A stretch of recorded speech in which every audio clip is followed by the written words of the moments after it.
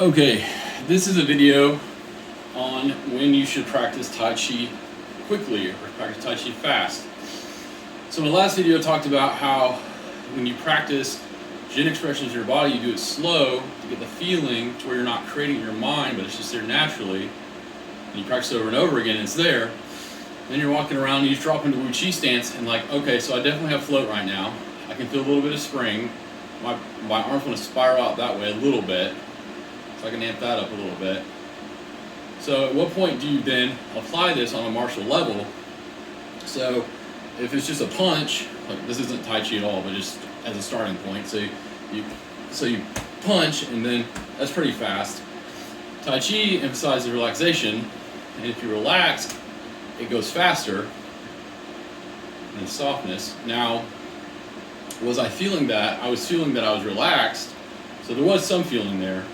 So it's not empty. I wasn't going so fast as empty. I trained relaxation enough at a slow speed where I can really feel relaxed, such that when I go at full speed, I can still feel a little bit of relaxation.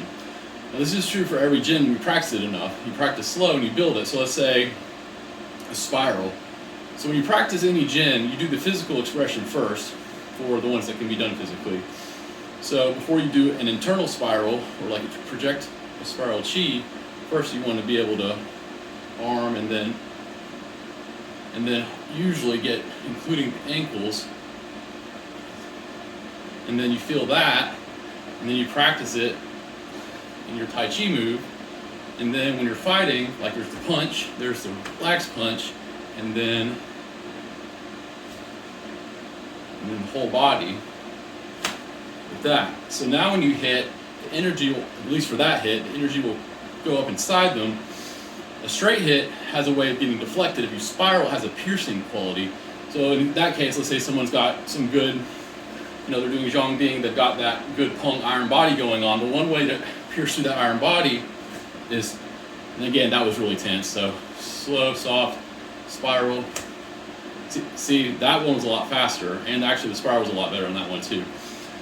So, and that's just one Jing. The other obvious one is wave, which ideally in Tai Chi you'll always be waving, doing some sort of wave, even on a small level. So then you make it internal, so you're waving on the inside kind of. And then when you hit, it's a normal punch, relaxed Tai Chi punch, which kind of has a, normal punch is like Tai Chi punch has kind of a, it hits and it's still in motion, because Tai Chi is always in motion, right?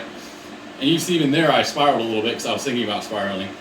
So, and then there's arm spiraling, but in Tai Chi the whole body is interconnected.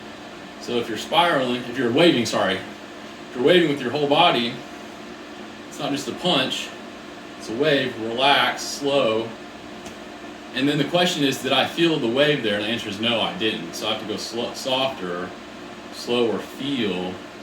Because I can do this all day, going slow, because I've trained it all the time.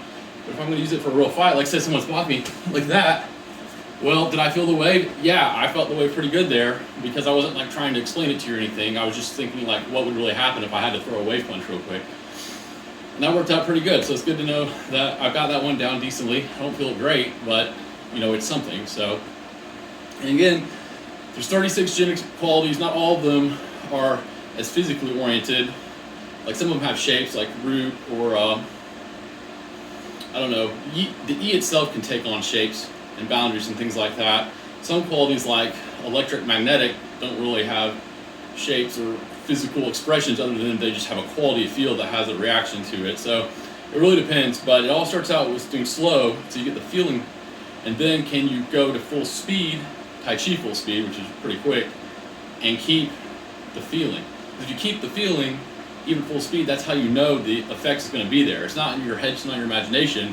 You know what the real feeling is and the real physiological effects are because you've done it so many times slow, you know it's real. And then you feel the realness in the hit. And that's how you can practice Tai Chi. On a fast level, I was taught for like, if you're going to practice fast, 95% of the time should be slow, and then like 1% of the time should be doing what I'm doing right now.